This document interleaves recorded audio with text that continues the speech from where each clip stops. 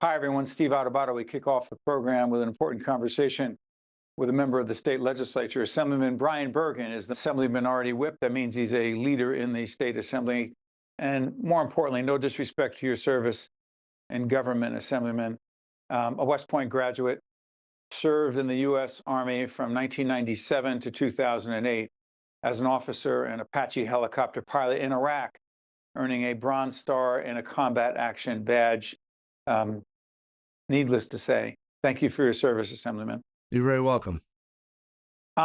Speaking of thanking veterans for their service, what the heck is the Disabled Veterans Proportional Property Tax Bill, and why is it stuck in the legislature? Please, Brian. Oh my God, I could yell and scream about this bill all day long. It's a great topic. What is it, and why is it so important to so many veterans? So here's I'll boil it down to this. The service-disabled veterans get relief from the federal government based on their disability rating. So if you're 100% disabled, let's say you get $3,000 a month. If you're 90%, you get $2,500 a month, et cetera, all the way down. So they get relief from the federal government. In New Jersey, 100% disabled veterans do not pay property taxes, but everybody else pays the full boat. So what happens is the federal dollars that are meant to give relief to these disabled veterans are eaten up by the highest in the nation property taxes we have. So a solution to that would be 100% disabled veterans already do not pay property taxes. Let's have the 90% disabled veteran only pay 10%, the 80% only pay 20%, and so on and so forth. That way, those federal dollars that are being allocated to them are being used to help them not to pay New Jersey property taxes. And so the bill's been around the legislature for 16 years. It's been 16. It's been sponsored by everybody. It was sponsored by Speaker Craig Coughlin until he became the speaker. It was sponsored by Assemblywoman Cleopatra Tucker. It was sponsored by everybody in power. The bottom line is they were doing it, in my opinion, they were doing it because it sounds good. I want it to actually happen. Well, so why is it? Hold on.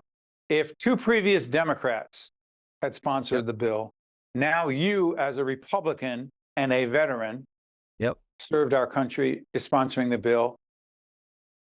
Why would anyone be against this, and on what grounds? So they initially say cost. A majority of their Greenwald typically brings up the cost. Senator Greenwald, Lou Greenwald, go ahead. Greenwald, it'll cost $300 million a year, which is a lot of money. But let me put that in perspective for a second. The average disabled veteran in New Jersey receives $23,000 in federal compensation for their disability. That's on average. It's $1.5 billion divided by 66,000 people. So every disabled veteran who moves out of the state of New Jersey because they can't afford to live here and the property taxes takes that money with them.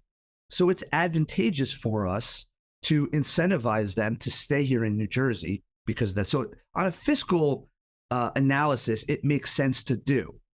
So their arguments really don't hold much water. The reality is, Steve, they prioritized the Stay New Jersey program, which I'm sure you're familiar with, which I've been pretty vocal, I think, is a scam on seniors. What is it? So the Stay New Jersey program is... Oh, the Stay New Jersey program.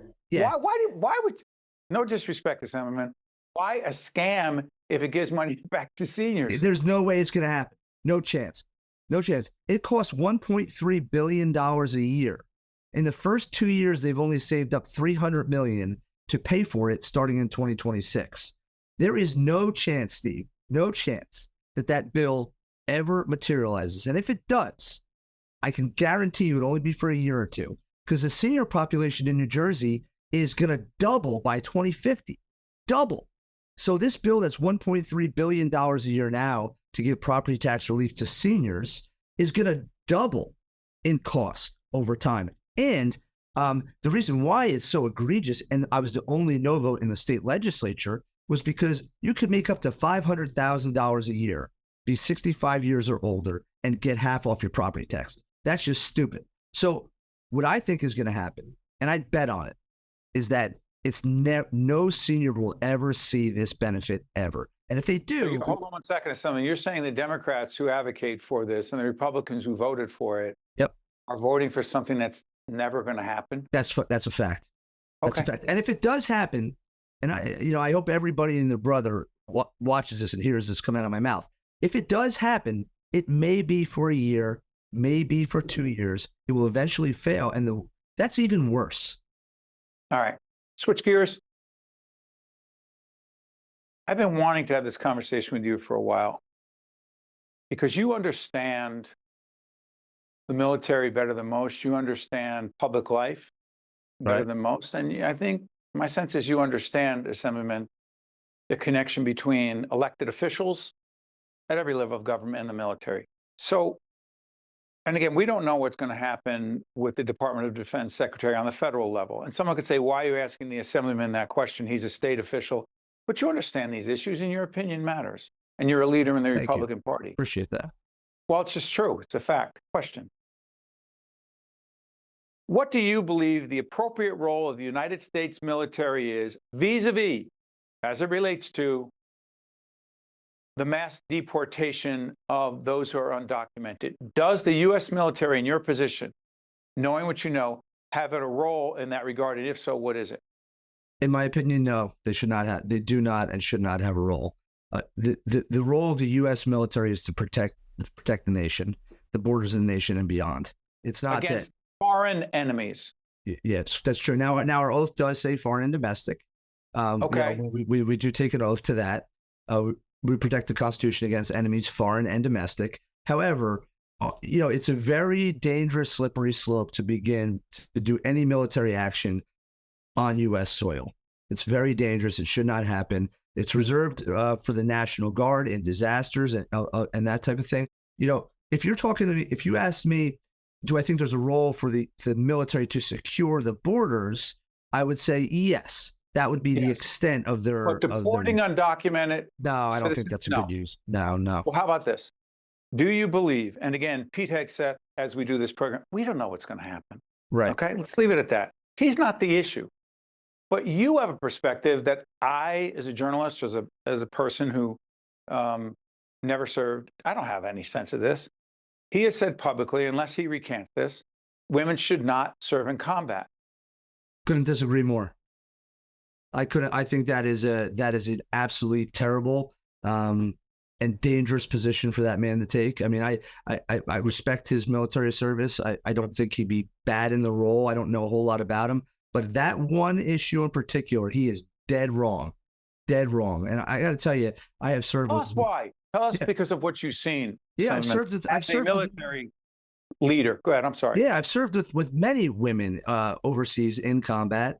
And, this idea that women can't perform to a certain level or a certain standard as men, I mean, it's ludicrous. Anybody who tells it, and I do occasionally have people say that kind of stuff to me. I'm like, hey, I'll tell you what, fine. Let's go this weekend, run a triathlon together. Or how about you come with me to my jujitsu class for tonight? And I mean, come on, you're going to get smoked by all these women all over the place. So it's not about competence. It's not about ability. It's not about ability to maintain standards.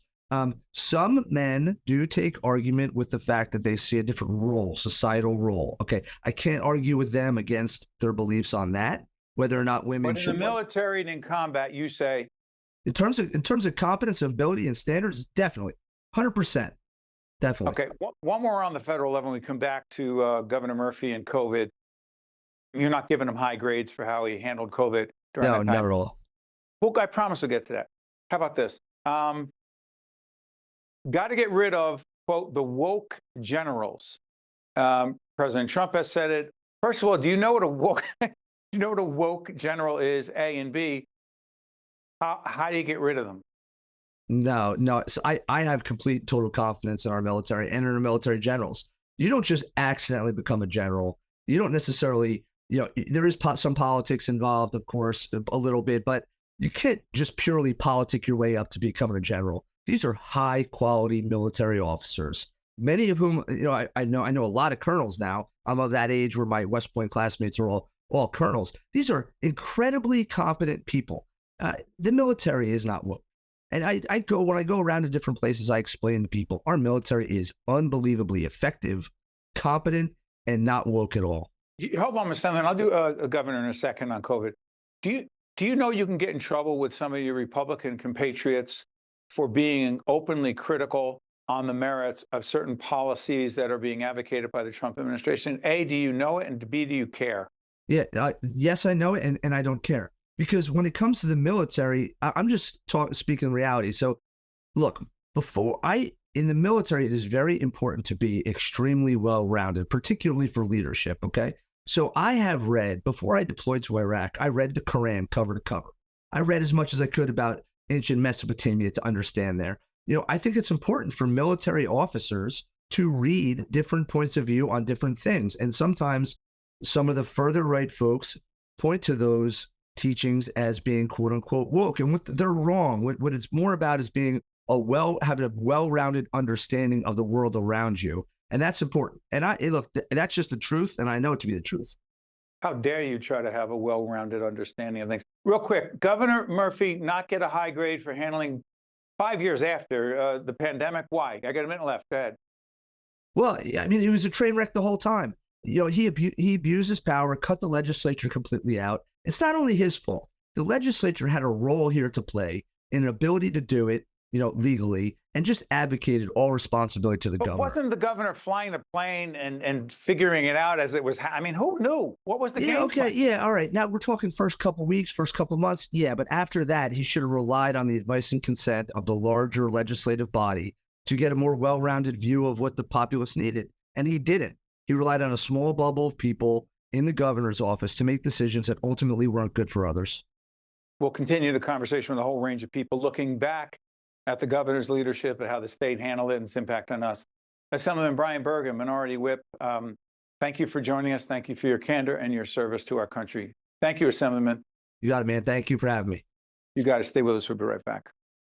Think Tank with Steve Adubato is a production of the Caucus Educational Corporation, celebrating 30 years in public broadcasting.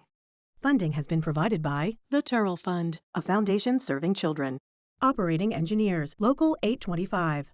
Eastern Atlantic States Regional Council of Carpenters. New Brunswick Development Corporation. IBEW Local 102. Horizon Blue Cross Blue Shield of New Jersey. Kane University. NJM Insurance Group. Community Food Bank of New Jersey. And by these public-spirited organizations, individuals, and associations committed to informing New Jersey citizens about the important issues facing the Garden State. Promotional support provided by NJ.com and by New Jersey Globe. Here at Kane University, everyone gets their chance to climb higher. Michael came to Kane and found his passion for healthcare, and now he's a doctor. After Trisha graduated, her graphic design work was featured in the New York Times. Samantha is studying athletic training and finding her path to an internship with the New York Giants. Real students, real stories, real success. Cougars climb higher. Kane University.